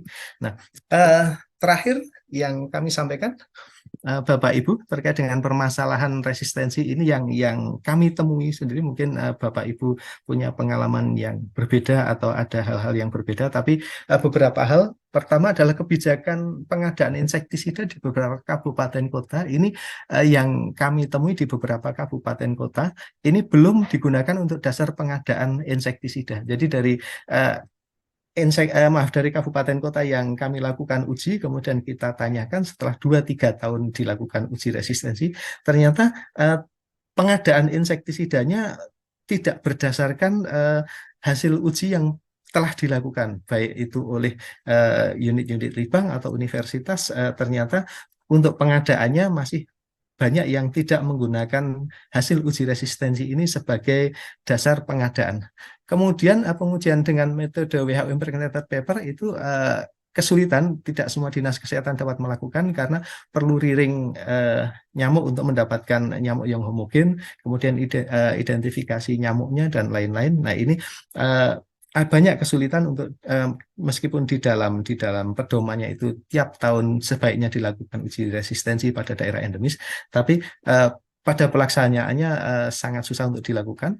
Kemudian bahan aktif yang digunakan tidak tersedia standar diagnostik dose dan diagnostik time-nya.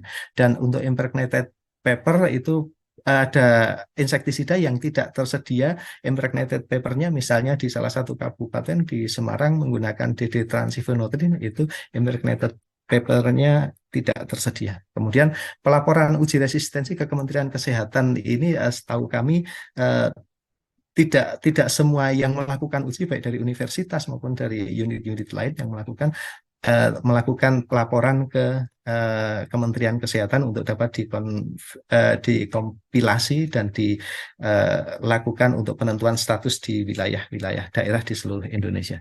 Demikian mungkin sedikit yang dapat kami sampaikan. Terima kasih, mohon maaf, kami kembalikan kepada moderator.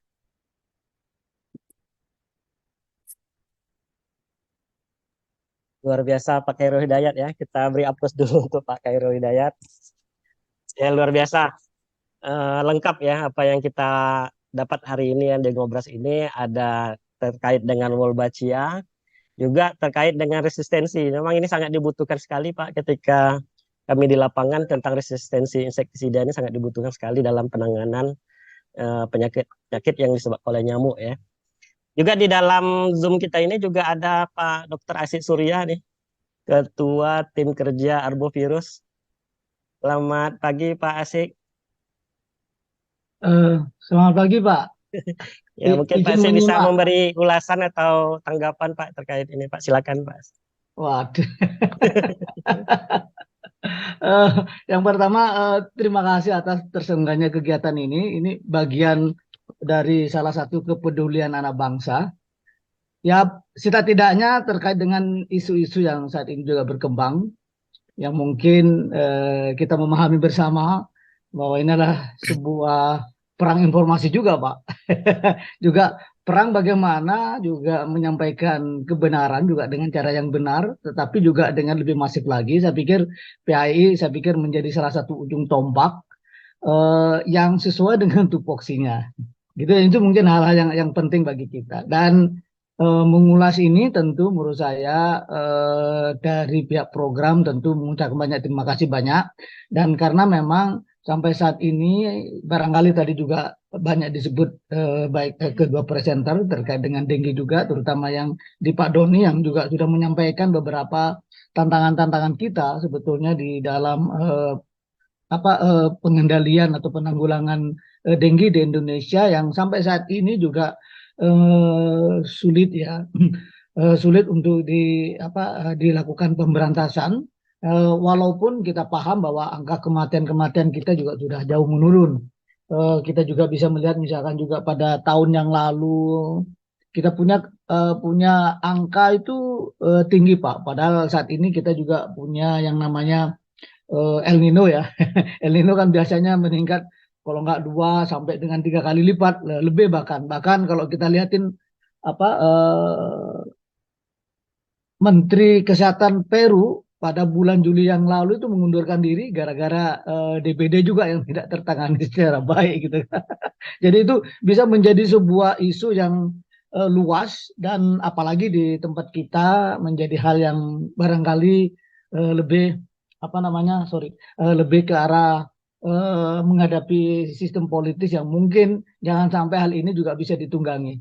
Nah, tentu menurut saya antara yang ilmiah sama pseudo ilmiah itu seringkali juga batasnya agak kabur-kabur. Mungkin Pak Doni lebih ahli di situ ya untuk memberikan itu. Banyak hal yang sebetulnya bisa dikaitkan, apalagi literasi kita yang sering cuma hanya membacanya sepintas, mungkin hanya membaca judulnya, oh barangkali sedikit ringkasan gitu, tetapi mungkin tidak detail. Nah tentu Wolbachia tadi Pak Doni juga menyampaikan kita juga dianggap sama juga dengan di Singapura, padahal mungkin juga akan beda gitu kan. Itu mungkin barangkali lebih diulas, jadi jangan sampai terjadi hoak ya di antara kita. Kemudian juga yang di Sri Lanka dan sebagainya tinggi dan sebagainya, mereka kan masih baru mulai juga sebetulnya. Nah kalau kita mau lihat ya memang pada skala-skala kecil. Dan saya pikir ini sebuah langkah keprihatinan kita sebetulnya di dalam menanggulangi dengue. Pemerintah tentu sangat terbuka sekali kepada inovasi-inovasi karena itu sudah ada di dalam strategi Stranas kita, terutama di dalam strategi ke-6 itu sangat membuka inovasi-inovasi. Apakah itu inovasi yang basisnya konvensional seperti 3M, mungkin barangkali caranya, strateginya dan sebagainya yang mungkin lebih masif gitu ya, lebih strategis, lebih terorganisir, lebih tersistem, lebih terukur, mungkin juga lebih berkesinambungan dan sebagainya, itu juga bisa dilakukan. Jadi inovasinya juga walaupun tidak berbasis dalam artian teknologi yang seperti Wolbachia misalnya ya, tetapi juga bisa dilakukan. Ya sekarang juga ada teknologi katakanlah Wolbachia yang barangkali juga bisa menjadi mengkomplementari terhadap strategi-strategi kita yang ada, termasuk juga yang ada juga sekarang vaksin. Jadi ini semuanya sebuah strategi yang mungkin akan kita juga coba semua bersama-sama. Setidaknya kita akan berbicara pada local wisdom juga kan pada tingkatan di situ. Jadi ada daerah yang mengkompilasi yang mana sebetulnya pemetaannya yang mungkin akan lebih cocok dengan Wolbachia ataupun juga dengan PSN dan seterusnya. Karena saya melihat beberapa daerah-daerah juga yang PSN-nya bagus, kayak seperti kemarin mungkin ada teman-teman dari Sulawesi Selatan, Pinrang, itu juga drastis sekali turunnya apa namanya ya kasus-kasusnya gitu kan, itu bagus sekali. Kemudian juga inovasi-inovasi kayak seperti di Tabalong ya di Kalimantan Selatan itu juga luar biasa juga sebetulnya. Jadi banyak hal sebetulnya, tinggal kita sebetulnya mempelajari, kemudian bagaimana juga meningkatkan komitmen. Kami juga sudah bersama-sama juga dengan DPR RI, khususnya Komisi 9, kita juga membuat yang namanya Kobar Denggi, Koalisi Bersama Melawan Denggi, itu yang diinisiat oleh Komisi 9 yang saat ini juga dipimpin oleh Pak Suwirsam, anggota Komisi 9, dan itu nampaknya bisa menjadi bagian bagaimana kita penguatan kepemimpinan program terutama juga termasuk ya, di daerah dan sebagainya. Kemudian yang kedua adalah komitmen terutama terkait juga dengan regulasi gitu kan ya. Dan berikutnya DPR itu punya hak budget gitu. Yang sampai saat ini yang namanya dengue ya, walaupun besar banget kayak seperti itu, tetapi pada tataran global masih dibilang negligible gitu. Penyakit-penyakit yang neglected gitu kan, itu kalau dilihat sekarang. Dulu kita punya yang namanya dengue itu biasanya renstranya ataupun juga rencana aksinya atau roadmapnya di global di WHO itu biasanya satu sendiri gitu ya, dengue gitu, tapi sekarang sudah jadi satu itu dengan NTDs gitu. Dengan entitas. Jadi dengan penyakit-penyakit yang terabaikan gitu. Tetapi kita berhubungan kayak seperti itu juga memang dipertanyakan kenapa menjadi anti di sini gitu. Teman-teman DPR bahkan sebetulnya di situ. Jadi itu langkah-langkah untuk bagaimana juga menguatkan ke depan, dan seluruh inovasi-inovasi termasuk Wolbachia saya pikir menurut saya memang perlu. Ini kan terutama yang diterapkan di Jogja sudah berhasil, kita mencoba untuk menerapkannya di 5 kota. Ya, ada KMK-nya, ada 5 kota. Ini adalah untuk memberikan setidak-tidaknya adalah pengayaan juga implementasi, karena di Jogja barangkali kan barangkali juga ada kulturalnya macam-macam, sifatnya masih paternalistik lah kan begitu ya. Manajemennya barangkali di Jogja juga sangat baik, tetapi ketika diterapkan di tempat yang lain, katakanlah di Kupang, katakanlah juga di Bontang misalnya ya, itu mungkin akan memberikan pengayaan pengalaman yang barangkali berbeda, yang mungkin akan bagaimana ini akan memperkaya terutama di dalam penyusunan ke depan, terutama baik itu pedoman, juknisnya maupun juga bahkan rencana aksi ke depan. Barangkali itu yang dapat kami sampaikan. Mohon maaf, terima kasih saya ikut mengawal. Terima kasih. Terima kasih Pak Asik ya atas pendapat dan masukannya terhadap kami yang sama-sama kita sama-sama berjuang bagaimana kita bisa mengatasi salah satunya penyakit demam berdarah. Terima kasih Pak Asik. Selanjutnya kita masuk sesi diskusi karena waktu kita pendek. Mungkin untuk diskusi ini saya bacakan saja pertanyaan-pertanyaan dari kolom chat. Itu ada dari Ibu Lisa Sutiasih dari Dinas Kesehatan Kota Mataram. Ya, kemudian ada Pak Agung Nugroho dan Bu Yekti, serta Bu Sagung Sawitri dan Ibu Felisa. Pertanyaannya untuk Pak Doni, apakah ada kajian yang meneliti tentang nyamuk mengandung virus Wolbachia, efeknya terhadap kasus lainnya seperti apa, gitu ya? Mungkin karena hal ini ada video-video yang menimbulkan keresahan ya di masyarakat, mungkin mengkhawatirkan. Kemudian dari Pak Agung Nugroho, seberapa lama dan seberapa banyak nyamuk Wolbachia ini dilepas untuk bisa menjadi 60%? Dan idealnya kapan kasus DBD mulai turun? kalau sudah kondisi ideal, apakah berarti kegiatan pengadilan vektor sudah tidak perlu lagi? Apakah umur nyamuk berwolbachia ini lebih pendek dari yang non wolbachia? Saat ini, saat intervensi ketika ada kasus DBD, apakah ada syarat tertentu untuk dilakukan fogging? Kemudian dari Bu Yekti, mohon info terkait hasil kajian terkait intervensi yang dilaksanakan dan dampaknya terhadap kemungkinan perubahan virus dengue dari segi strainnya, apakah strainnya lebih kuat karena upaya pertahanan alamiahnya. Kemudian apa kiranya kunci sukses strategi komunikasi dengan pemerintah daerah dan masyarakat untuk mendapat dukungan kegiatan Wolbachia ini, Pak. Kemudian efektivitas nyamuk Wolbachia ini terhadap perubahan iklimnya ini seperti apa? Mungkin itu untuk Pak Doni, mungkin bisa diringkas seperti apa pertanyaan. Sekian. Silakan Pak Doni. Terima kasih. Sebenarnya sudah saya jawab di dalam chat, tapi mungkin meringkas lagi ya beberapa itu terkait dengan berapa lamanya. Tadi saya sudah sebutkan sekitar 12 kali rilis, kemudian karena periodenya 2 mingguan, itu 6 bulan, itu baru level 60, kemudian akan sampai level 80-90-an itu sekitar 6 bulan kemudian. Jadi efek secara praktis yang tadi saya sebutkan semacam herd immunity itu akan mulai terlihat setelah 6 bulan berikutnya. Nah, ini kemudian kasus dengue terlihat mulai menurun. Selama intervensi apakah tidak boleh fogging atau bahkan masyarakat tidak boleh melakukan entah itu PSN atau menyemprot dengan obat nyamuk? Semuanya tetap sama di dalam CRCT kami karena ini didesain sebagai strategi pendamping ya, bukan pengganti, maka memang segala kegiatan PSN sudah ada itu tidak dikendalikan. Artinya mereka tetap berjalan. Kalau mereka mau fogging ya silahkan fogging. Kalau mau nyamuk mau dibunuh ya dibunuh. Karena sebenarnya intinya itu bukan masalah banyak atau sedikitnya nyamuk. Karena antara nyamuk yang berwolbachia dan tidak itu sama saja, nggak kelihatan. Jadi dua-duanya sama peluangnya untuk terbunuh kalau kemudian ini. Yang penting itu bukan banyak sedikitnya, tetapi frekuensi wolbachianya di dalam populasi nyamuk tadi.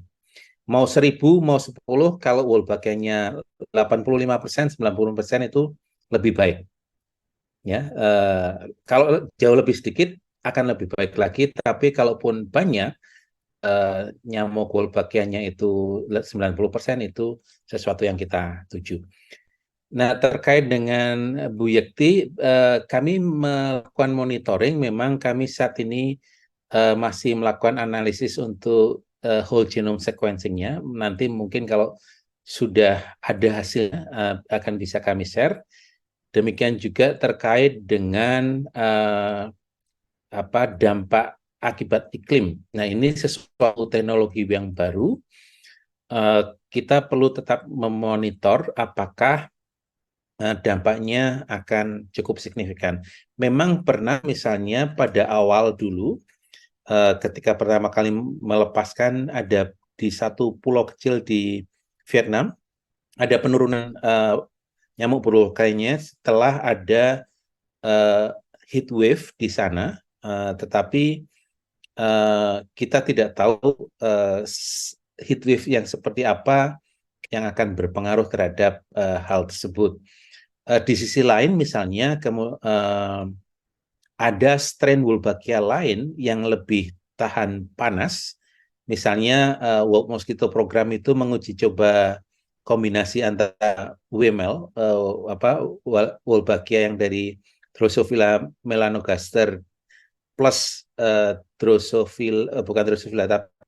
Wolbachia dari Aedes albopictus yang menurut riset mereka kemungkinan akan lebih tahan panas. Mereka melepaskan di Meksiko misalnya.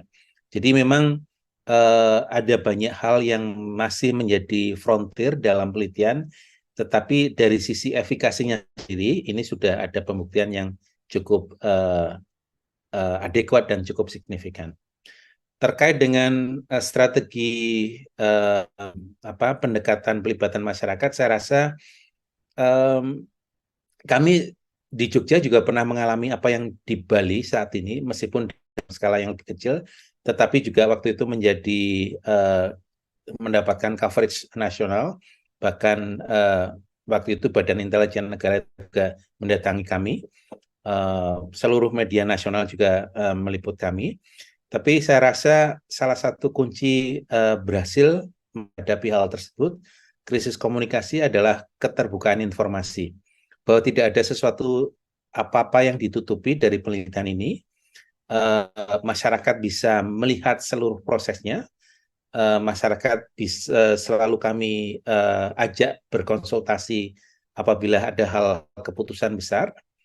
Kemudian yang penting juga adalah merespon dengan cepat segala hal terkait dengan concern, pertanyaan, keluhan dari masyarakat.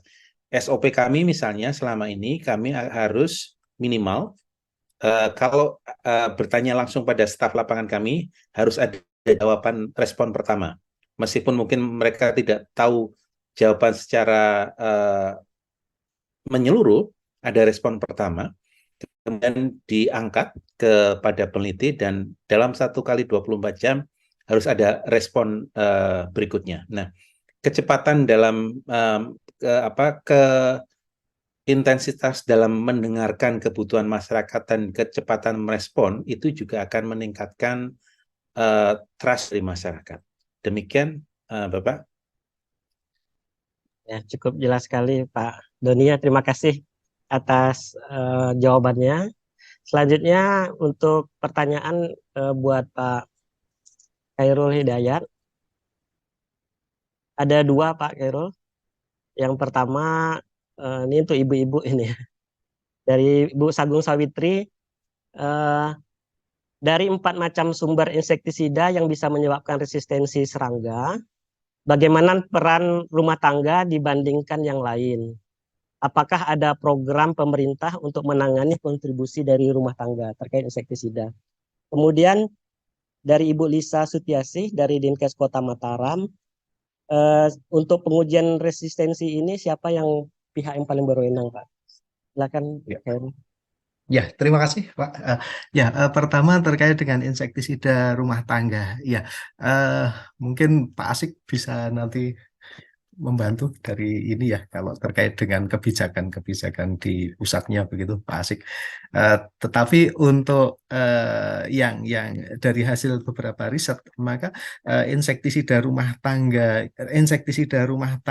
ini rata-rata yang beberapa kami kumpulkan hasil-hasil riset di Indonesia yang meneliti tentang penggunaan insektisida rumah tangga itu berkisar sekitar 50, ada yang 40, ada yang 50, ada yang sampai 60, 70, sampai 80% rumah tangga itu menggunakan insektisida di beberapa tempat. Ada yang di riset di Salatiga, di Semarang, kemudian di Jawa Barat, yang dari beberapa artikel yang kami peroleh. Nah, masalahnya adalah ketika insektisida rumah tangga ini yang tadi kami sampaikan, ini bahan aktifnya itu hampir semuanya adalah dari golongan pyrethroid, di mana golongan pyrethroid ini dari hasil uji resistensinya untuk Aedes aegypti ini banyak yang sudah resisten terhadap pyrethroid. Kalau kita tahu dulu bahwa pada tahun-tahun di bawah tahun 2010 itu bahwa banyak yang digunakan adalah malathion. Malathion ini dari golongan organofosfat. Kemudian ketika organofosfat ini sudah dianggap resisten, kemudian banyak diganti. Sekarang banyak yang menggunakan golongan pyrethroid, ada Sinov dan lain-lain. Nah, itu pyrethroid. Tapi ternyata hasil yang kami lakukan bahwa untuk resistensi terhadap pyrethroid ini sudah cukup masif, cukup banyak di beberapa tempat yang kami uji untuk resistensinya sudah resisten, dan ini resistensi terhadap golongan pyrethroid ini juga di tempat tersebut penggunaan insektisida rumah tangganya juga cukup banyak. Kalau kita bandingkan dengan penggunaan insektisida dari program fogging misalnya, fogging biasanya dilakukan dalam satu wilayah, dalam satu lokasi. Ketika daerah itu endemis, biasanya dilakukan fogging mungkin dalam 1 tahun bisa 3-4 kali. Tetapi ketika insektisida rumah tangga ini 70% masyarakat menggunakan dan ini terpapar 1 minggu dia menggunakan mungkin 5 hari atau 4 hari atau 5 atau bahkan tiap hari, maka ini paparan insektisida pyrethroid ini cukup besar. Jadi untuk studi yang membandingkan secara khusus itu belum ada, tetapi dari beberapa studi yang kami kumpulkan, kemungkinan besar indikasinya itu insektisida rumah tangga ini berperan terhadap terjadinya resistensi golongan pyrethroid gitu, Bu. Di Semarang menarik ketika kita lakukan uji tahun 2019 ternyata organofosfat malation itu ternyata sudah susceptible lagi begitu. Nah, ini yang beberapa hal menarik terkait dengan bagaimana insektisida rumah tangga ini berperan terhadap terjadinya resistensi. Jadi kemungkinan besar di dalam beberapa studi di luar negeri yang membandingkan ternyata insektisida rumah tangga ini berperan penting terhadap terjadinya resistensi. Bagaimana pengendaliannya? Nah, ini mungkin agak susah karena masyarakat ini ketika dilarang menggunakan atau menggunakan insektisida, pilihannya sangat terbatas untuk insektisida karena biasanya masyarakat menggunakan insektisida rumah tangga tujuannya tidak semata-mata untuk mengendalikan demam berdarah misalnya, tetapi biasanya digunakan untuk gangguan gigitannya. Dan gangguan gigitannya ini dia bukan hanya menyasar Aedes aegypti, tetapi digunakan bisa sore hari, malam hari, dan lain-lain. Dan ini akan menyebabkan resistensi terhadap spesies yang bukan sasaran karena menggigitnya siang, yang disasar malam hari insektisidanya demikian. Jadi ini memang belum ada studi yang membandingkan khusus di Indonesia, tetapi indikasinya bahwa insektisida rumah tangga ini berperan cukup penting terhadap kejadian resistensi khususnya golongan pyrethroid. Mungkin itu pertanyaan yang pertama, Pak. Kemudian yang kedua, untuk uji resistensi sendiri siapa yang berwenang melakukan? Kalau di dalam panduannya, di dalam pedomannya, maka pelaksana uji resistensi ini dapat dilakukan oleh tenaga entomolog kesehatan atau tenaga kesehatan lain yang terlatih dan memiliki peralatan. Ini kalau di dalam pedomannya seperti itu. Ini dapat dilakukan oleh baik institusi pusat seperti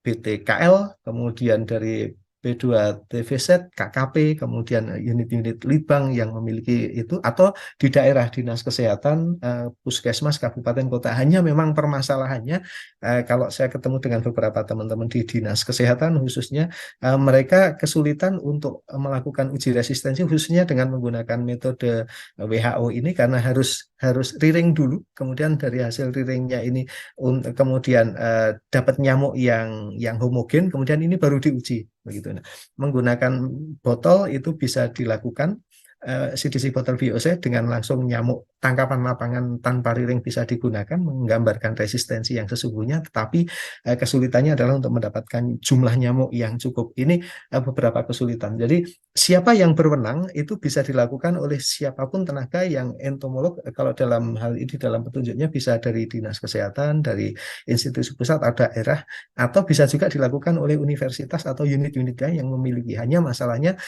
di dalam pedomannya harusnya dilaporkan ke P2TVZ. Kalau dulu di hasil uji ini harus dilaporkan ke Direktorat Pencegahan dan Pengendalian Penyakit Tular Vektor dan Zoonosis yang sekarang mungkin namanya sudah berubah ya di Kementerian Kesehatan, tapi harusnya itu dilaporkan ke sana. Nah, masalahnya di beberapa uji yang dilakukan oleh universitas misalnya untuk penelitian-penelitian biasanya belum dilaporkan karena sebenarnya tujuannya pelaporannya ini adalah nanti akan ditentukan status resistensi di masing-masing daerah untuk penentuan. Nah, ini tentang terkait dengan siapa yang harusnya melakukan uji resistensi, yang berwenang melakukan uji resistensi. Mungkin demikian kami sampaikan. Terima kasih. Terima kasih Pak Khairul Hidayat. Ya. Alhamdulillah kedua pembicara kita sudah sangat bagus sekali ya memberikan materi, kemudian memberikan jawaban terkait dari pertanyaan-pertanyaan peserta. Karena waktu kita yang cukup terbatas, ya mungkin kita batasi untuk pertemuan hari ini, ya, karena kita dijadwalkan dari jam 9 sampai jam 11, ternyata sangat variatif sekali ya, sangat dinamis sekali, sehingga mungkin waktu yang membatasi kita ya, mungkin bisa akan dilakukan untuk pertemuan berikutnya. Mungkin sebelum kita tutup, saya ingin memberikan beberapa kesimpulan ya terkait diskusi pada siang hari ini, yaitu dari Pak Doni bahwa penelitian terkait Wolbachia ini sudah cukup panjang dilakukan dari tahun 2011 sampai 2023.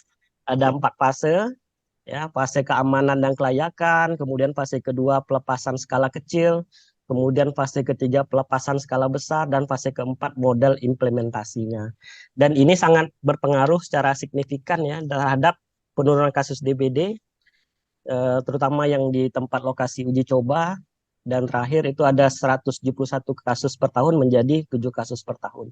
Ini penurunan yang cukup sangat bagus sekali, dan penelitiannya juga sangat bagus sekali ya Pak Doni ya. Ada CRCT ya, ini merupakan penelitian yang sangat penelitian eksperimental yang sangat bagus ya dalam melakukan suatu penelitian, suatu metode yang sangat bagus. Kemudian dari Pak Khairul Hidayat ada beberapa rekomendasi terkait resistensi vektor, bahwa tiap tahun kita ini menggunakan insektisida yang berbeda golongannya, ya, sehingga kemungkinan akan terjadi resisten yang sangat banyak. Kemudian apa sih yang masalah yang ditemukan? Mungkin pentingnya suatu kebijakan di daerah terkait pengadaan insektisida ini juga memperhatikan hasil uji resistensi yang pernah dilakukan. Apakah di daerah itu sudah resisten nyamuknya dengan insektisida A atau belum gitu.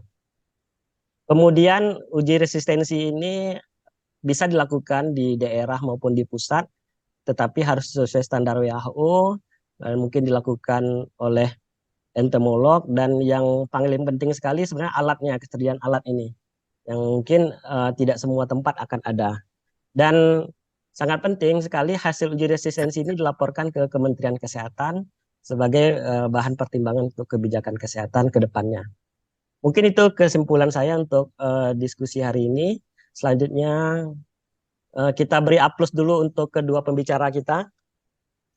Ya. Selanjutnya saya serahkan kepada Pak Frans Tepu untuk menutup acara. Silakan Pak Frans. Ya, terima kasih Mas Rigo. Diskusi yang menarik dari jam 9 hingga jam 11 lebih pada pagi hari ini. Dari kedua narasumber kita tadi ada Pak Doni dan juga Pak Hawirul. Mudah-mudahan seperti yang kita sampaikan di awal, apa informasi yang beredar di WA group mungkin di sekitaran kita, kolega kita terkait nyamuk Aedes aegypti berwolbachia yang kurang tepat.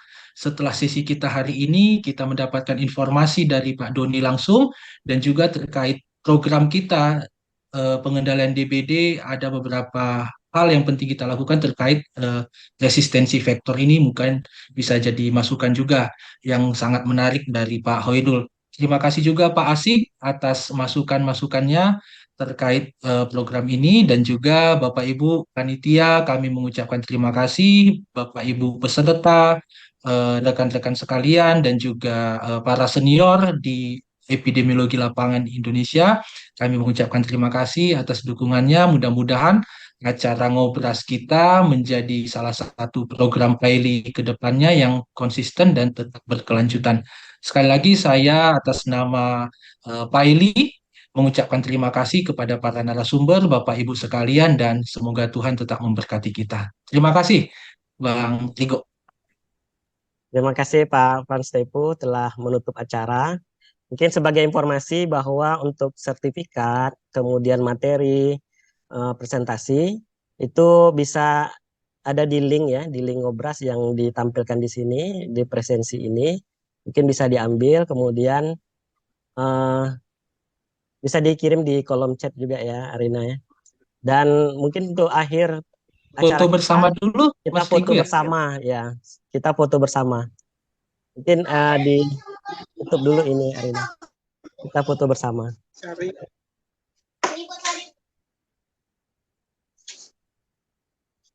Untuk memandu foto bersama mungkin Arina bisa. Baik, Bapak Ibu, mohon izin ya, terdapat 4 slide yang ada di screen saya. Nggak bisa saya pastikan Bapak Ibu ada di screen mana, jadi mohon tetap mempertahankan senyum terbaiknya. Oke, saya izin 1, 2, 3, cheers. Oke, untuk slide pertama, kemudian slide kedua, 1, 2, 3, cheers. Kemudian untuk slide ketiga, 1, 2, cheers. Dan terakhir, 1, 2, 3. Oke. Terima kasih Bapak Ibu sekalian. Terima kasih Arina. Ya, terima kasih Bapak Ibu sekalian. Terima kasih pada kedua narasumber kita dan yang sangat besar sekali teman-teman yang bisa hadir dari awal sampai Pak akhir pada Moderator, pertemuan hari Pak ini. Moderator tuh ada Bang Siswanda itu. Oh, Pak Siswanda, mungkin bisa ngasih Ya, silakan. sepatah kata, silakan Pak Siswanda sebelum kita akhiri pertemuan ini. Masih Silakan. di mute, Bang. Ya, makasih Pak eh, Pak Moderator ya, Pak John sama Pak Frans Tepus sebagai Ketua PAILI.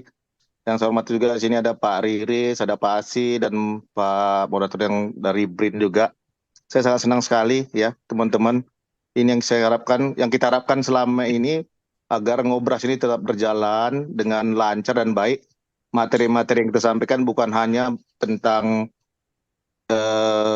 penyakit yang berpotensi wabah ataupun KLB, tapi tetap yang terkait penyakit tidak menular juga bisa. Saya senang sekali, udah banyak antusias, dan kedepannya saya harapkan juga kuotanya kalau bisa ditingkatkan lagi, kemungkinan besar banyak teman-teman di luar PAILI juga, EPID lain pun bisa bergabung untuk pertemuan kita yang ngobrol setiap 2 minggu sekali ya, mudah-mudahan bisa 2 minggu sekali. Mungkin itu aja, sukses untuk perdananya kita di sini. Ya, selamat siang, sampai ketemu kembali teman-teman. Makasih. Ya, terima kasih Pak Siswanda atas Terima kasih, Pak. atas sambutannya ya. Terima kasih Bapak Ibu sekalian, terima kasih atas waktu yang diberikan, kemudian terima kasih kepada kedua narasumber kita yang luar biasa. Ya, mudah-mudahan kita bisa ketemu di pertemuan ngobras berikutnya. Ya, kalau ada sumur di ladang, bolehlah kita menumpang mandi. Kalau ada umur yang panjang, bolehlah kita ketemu kembali. Mungkin ada pantun terakhir. Pak Taufik membeli kopiah dibuat dari kain bludru. Wabillahi taufiq wa hidayah. Assalamualaikum warahmatullahi wabarakatuh. Sekian Bapak Ibu. Waalaikumsalam warahmatullahi wabarakatuh. Terima kasih, Mohon Pak. izin live ya. Ya, Izin live. silakan.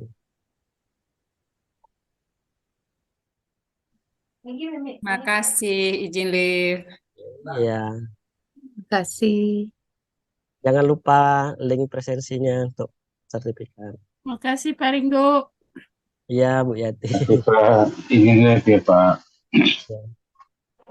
Terima kasih senior-senior. Selamat siang. Assalamualaikum warahmatullahi wabarakatuh. Salam.